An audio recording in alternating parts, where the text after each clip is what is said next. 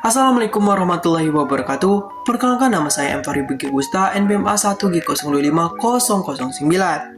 Nah, di video kali ini saya akan membahas materi mengenai manajemen peserta didik dan sarana prasarana sekolah dengan matkul pengolahan pendidikan dan dosen pengampu Bapak Dr.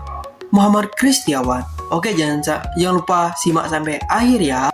Oke, jadi kita harus tahu dulu apa pengertian dari manajemen peserta didik dan sarana prasarana. Manajemen peserta didik itu mengatur dan adalah mengatur siswa sejak masuk hingga lulus agar pembelajaran lancar, tertib, dan efektif. Manajemen sarana prasarana mengatur fasilitas, gedung, alat, buku, laboratorium agar dapat mendukung pembelajaran.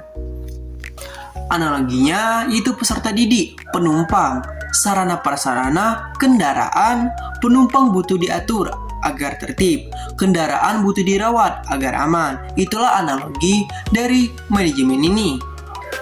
Ruang lingkup peserta didik itu tahap awal, perencanaan, penerimaan, dan seleksi orientasi. Tahap pengembangan, kehadiran pengelompokan, disiplin, layanan khusus. Tahapan evaluasi yaitu penilaian, mutasi, kelulusan, dan alumni. Prinsip manajemen peserta didik yang pertama itu bagian dari manajemen sekolah. Yang kedua, mengemban misi pendidikan. Yang ketiga, mengelola keragaman siswa.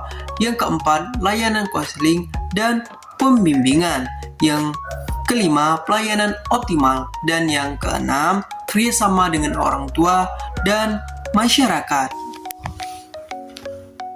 Tujuan dari manajemen pendidikan peserta didik dan sarana prasarana yang pertama itu melancarkan proses pembelajaran, yang kedua mengembangkan potensi siswa, yang ketiga memenuhi kebutuhan dan kesejahteraan, dan yang keempat mengatur kehadiran, disiplin, evaluasi, dan orientasi.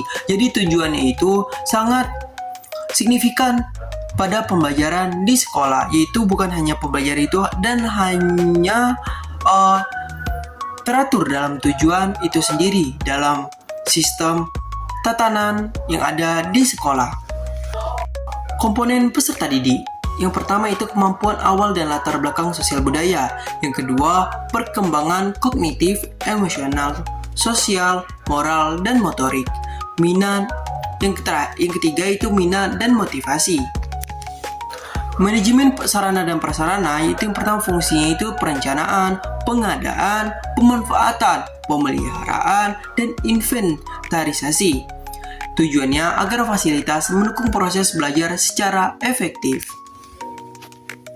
Perbedaan dan keterkaitannya. Peserta didik itu siswa yang dikelola, sarana prasarana, fasilitas yang dikelola. Keduanya saling melengkapi untuk pembelajaran optimal. Jadi ini tidak bisa dipisahkan karena memang suatu keterkaitan yang dimana dalam sistem pembelajaran ini sangat terkait. Jika tidak ada peserta didik, maka sarana prasarana tidak dibutuhkan. Jika sarana prasarana ada, yang pastinya di sekolah itu dibutuhkan peserta didik agar bisa mengelola hal tersebut. Jadi antara dua itu masih berkesinambungan. Kesimpulan